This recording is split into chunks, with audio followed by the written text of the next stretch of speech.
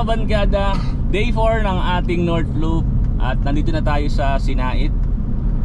Ngayon ay papunta na tayo sa Pagudpod. Pero maghahanap muna tayo ng pwede nating mapuntahan na side trip. Siyempre kailangan na nating sulitin yung ganitong pagkakataon, dahil hindi naman natin palaging magagawa to. So tara mga kabankada, samahan nyo ako at ang Hipon Brothers.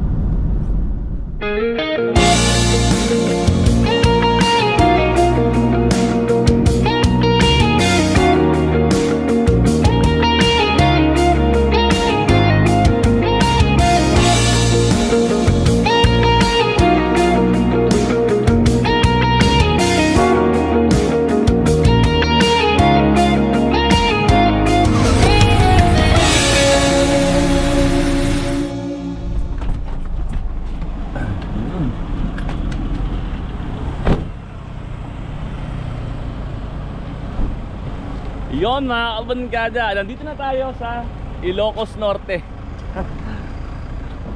Finally, narating na natin tong arko na to. Welcome kayo dito, sir. Hey. Shout out po sa mga taga Ilocos Norte. Ayun. Welcome po kayo dito.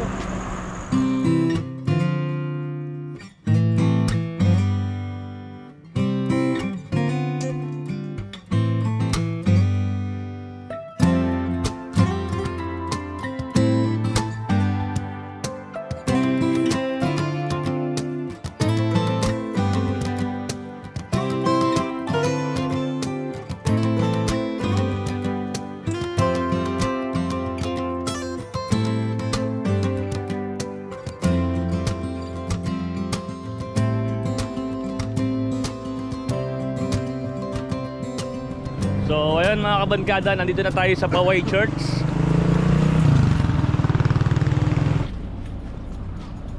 Ganda oh.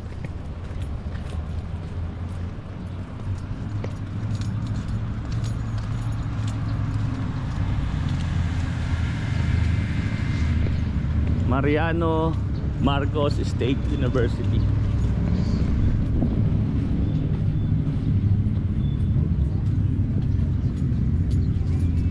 Ang ganda ng ano oh, ng harap ng Paway. Biglaing tao. Ano bang araw ngayon? Biyernes? Friday. Friday, kaya ano, ang daming tao.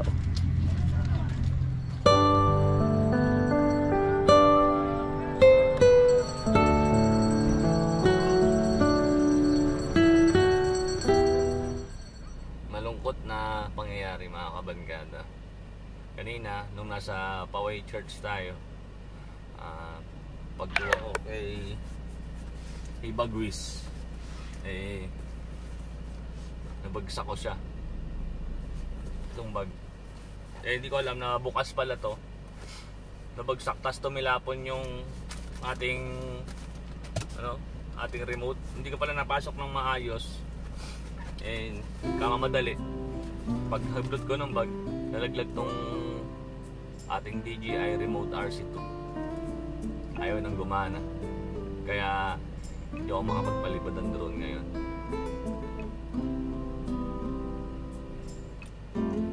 Mali, ako rin may mali eh. Hindi ko, nung huling palipad ko, kasi nasa unahan doon, hindi ko, masyado ako nakampante. Hindi ko na ipasok kasi hindi ko din nailak yung bag. Pero okay lang din. At least itong remote lang. Hindi hindi yung aircraft mismo, hindi si Bagwis mismo.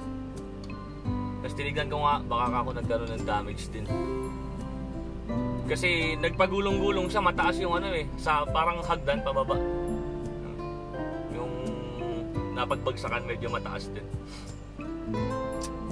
Sana susubukan ni Hips na gawin to mamaya sa Pagudpod pag nasa resort na kami.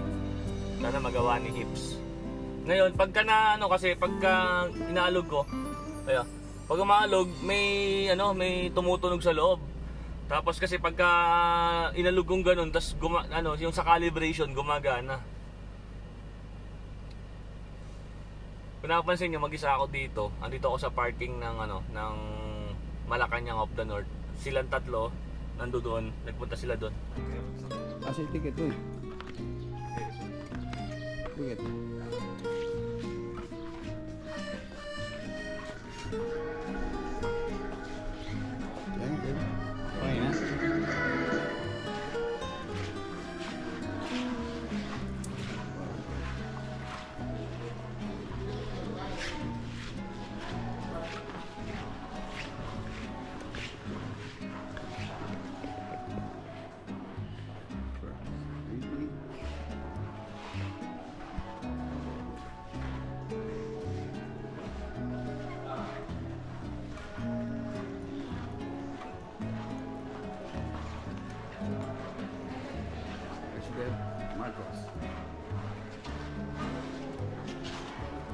bata pa yan.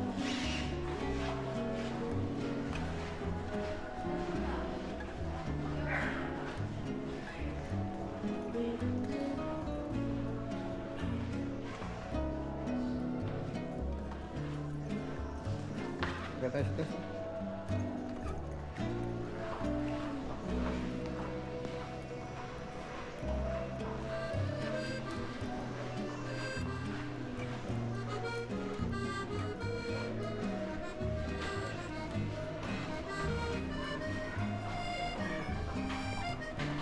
Ganda ng kanilang bahay.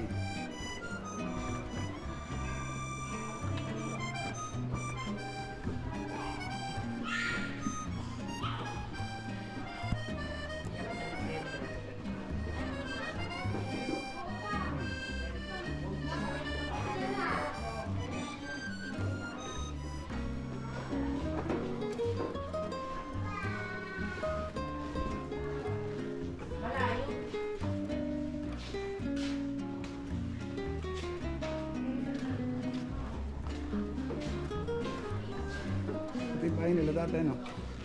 Ha? Ang bahay, no? Ang paper mo, no?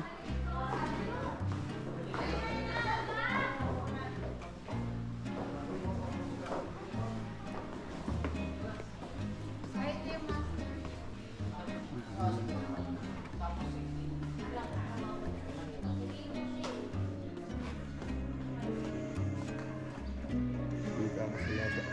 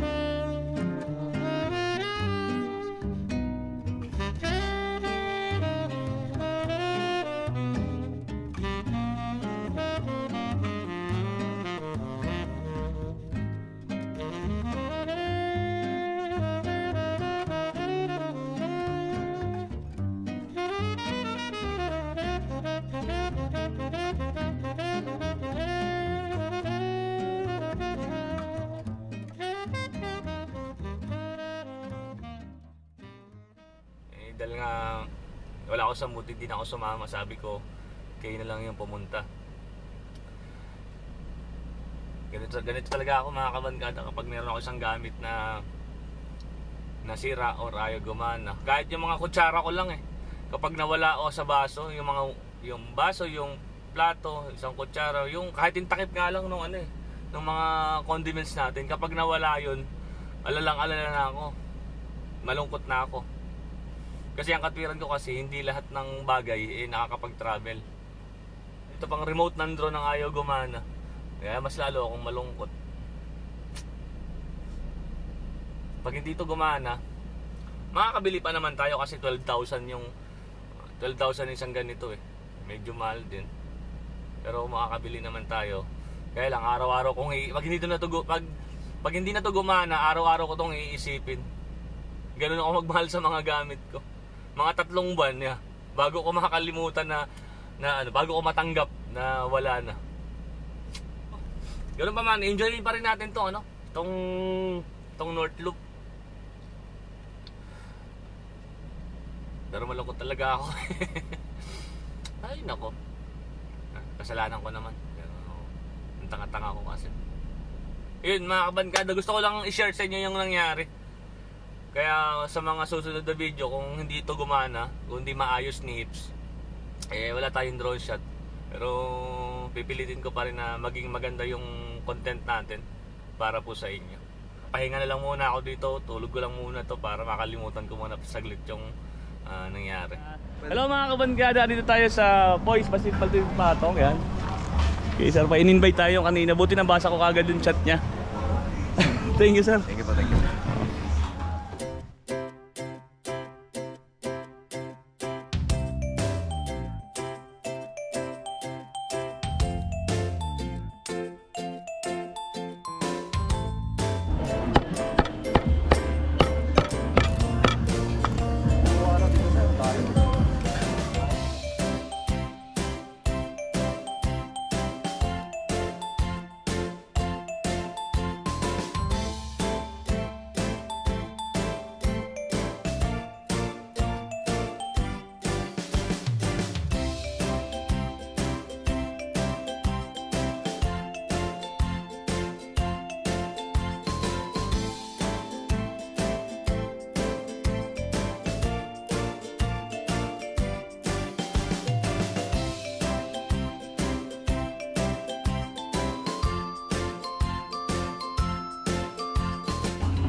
Ito yung tinatawag niyang manyakis.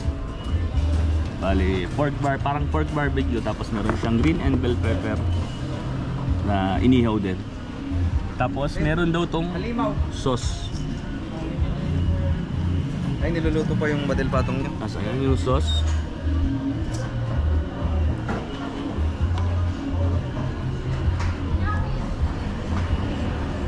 Dito nga pala mga kabankada, pagka kakain kayo sa Poy Pansit Patil Patong, pagka kailangan nyo na ng ingredients dun sa Pansit Patil Patong, self-service, kayo mismo yung maghihiwa. Kagaya ni Hips, yan. Ang meron ditong sibuyas sa puti, tapos kalamansi, may chili garlic, tapos may soy sauce. Yan, self-service, kayo ang gagawa niyan. Kaya nasa sa inyo kung gaano karami ng sibuyas yung hiwaan nyo at yung kalamansi.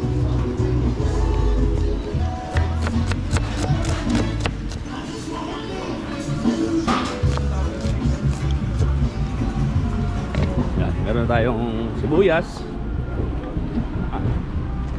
Hindi sila pag kumain kayo dito, hindi kayo titipirin.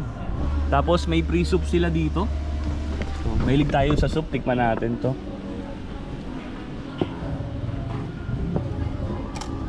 Yan. May sibuyas, may kamatis. Tikman natin mga kabankada. Ang sarap niyang higupin. Natural.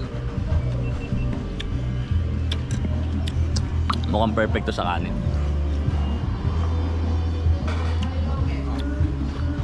Grabe, sarap. Titikman na natin tong manyakis. Iyon ang tawag nila dito, manyakis. Ito yung sariling recipe ni Sir Poy. Ngayon ay isineserve na niya sa kanyang restaurant. Sir, anong drinks? Tubig lang, bro. Tubig lang kami.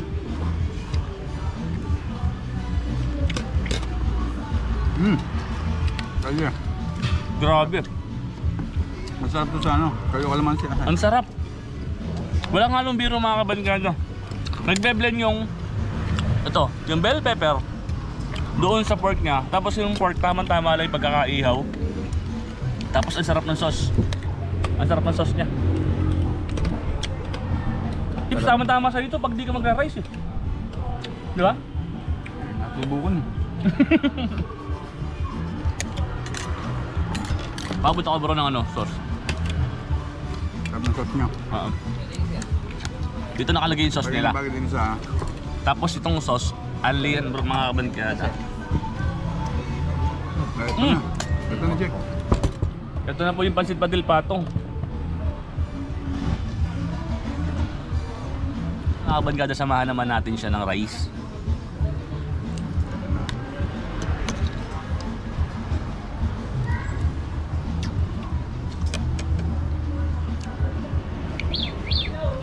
Okay. Sarap nga. Kamusta yung combination niya, sir? Ito masarap. Panalo sir. Grabe. Sasama mo ng toyo kalamansi. Abang masili. Ayoko. Ngayon lang natin yung ganito. Iba yung combination. Iba yung combination bro. Sarap. Sabi nga Masarap. ng mga mga balikbayan. Chili garlic. Mga galing abroad. Chili garlic Na rin na. Oo. Chili garlic ko. Itong luto dito, kakaiba. Iba yung blend. Iba. Yung sauce, tas yung pagka-smoky nung Nung manyakis, manyakis yung tawag nila dito. Ito, para sa inyo. So mga kabankada, ito yung pansit batil patong, titikman na natin. Ang daming sahog pala. May atay, may kara beef, Kahit hindi mo lechong kawali. Tapos ang dami niya. Ang dami niya. Ayun o. Grabe. Batil patong. Batil patong. Tingnan nyo oh. Grabe. Ay may itlog din na ano. Coach. Oo, poached egg. Ayun oh. Pag in-order dito ya, sir, nakaganyan. Bali bro, anong size to? Yung halimaw size yan, pero ito yung... lang namin sa palayok. Pero Okay. yung palayok one is mas marami yun. Yung ganito palang karami mga kabankada, halimaw size yung tawag nila dito. 3 yan, ganun. Oh bro, pahawak. Titikman natin. Pero yung... Walang manyakis? sa bote yan Ito. Ay, Pasit batil patong. Ano pa yan? Apat na. Tikman na natin. Andito yan pala sa lagay. Ano? Sarap. Wala akong masabi. Ayun ang sauce. Yun lang. Kung di masarap. Marami siya. Ito yung batil. Tapos kailangan nga pala may sibuyas to, no? Oo. Yun. Nakalimutan lang dyan sa sibuyas yan. Yung sibuyas na hiniwa ni Hips. Tapos dito. Tapos higop muna. At Kahit anong way. No way. Anong way? tikman mo natin mga kabankada yung batil. Pating natin yung batil. Matil. Hindi masarap. Huwag na, akin na lang yan. Ang sarap. Pag hindi mo gusto, akin. Yung ubusin ko. Pinakuluan. Ito pa lang pwede na eh. Ang masarap dito bro, pandesal. Sa amin, ako, pandesal tas sausaw. Salpok. Tikman natin. Grabe, ang sarap niya.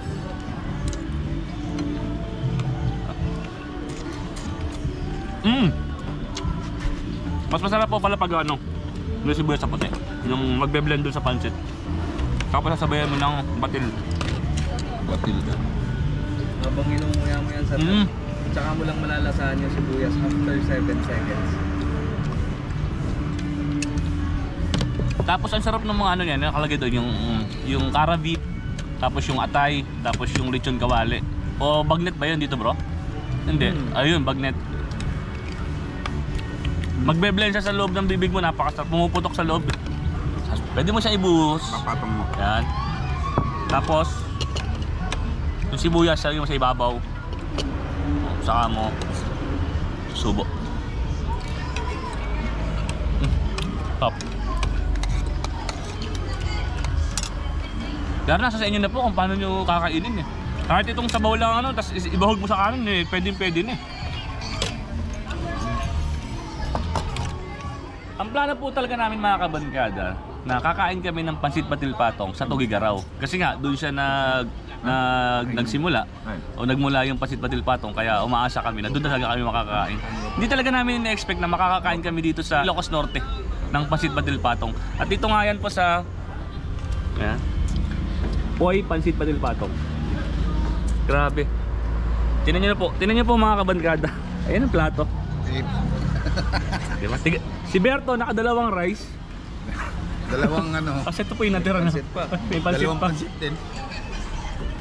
Sobrang solid. Kaya kung madadaan po kayo, kung pupunta po kayo ng ano, ng Pagudpod, Bago kasi nga.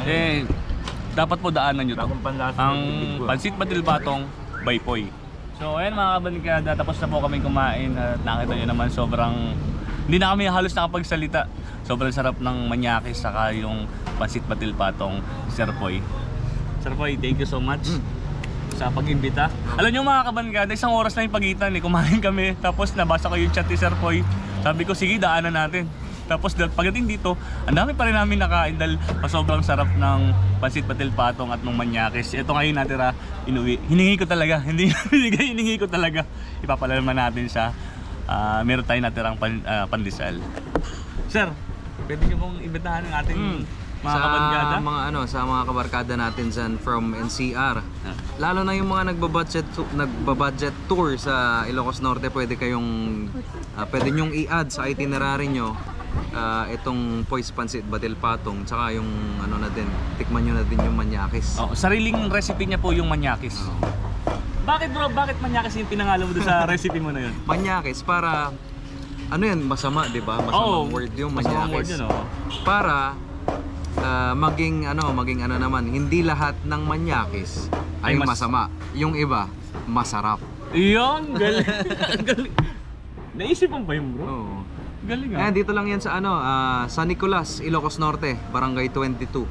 San Nicolas, Ilocos Norte po. Oo. I-search nyo lang po sa ipin nyo lang sa Google Map. Ando doon naman, naka Google Map naman. Eksakto naman yung address na binibigay ni Google Map. So, talagang yung pagkain po dito, hindi po nakakadala, kahit mag-imbita kayo, sigurado, sureball po, masasarapan kung sino man yung kakain. Si Berto nga na hindi mahilig sa baka, yung Pancit Batil Patong may carabit. Siya pa yung maraming nakain sa amin. Ganun kasarap po yung luto dito sa Poy's. Hindi siya nakakaumay. Oo. Hindi natin sinasabing authentic o legit yung Pancit Batil Patong natin. Kasi ang gusto natin is yung customer mismo ang magsabi na lehitimo. Sila yung makakapaghusga. Pero para sa akin, yung authentic po. Baka hindi na kami dumaan ng Tugigaraw kasi nakakain na kami dito. Paano bro? Thank you so much. Thank you sa pagkaan. Oo. Hindi lang kayo dumaan. Kumain pa kami. Kumain pa. Grabe sarap. Mauulit kami dito. Sigurado, hindi man ako mag North Loop, pag pupunta ng Pagudpud, sigurado dadaan kami dito. So yan mga kabarkada, hanggang sa muli. Maraming salamat po.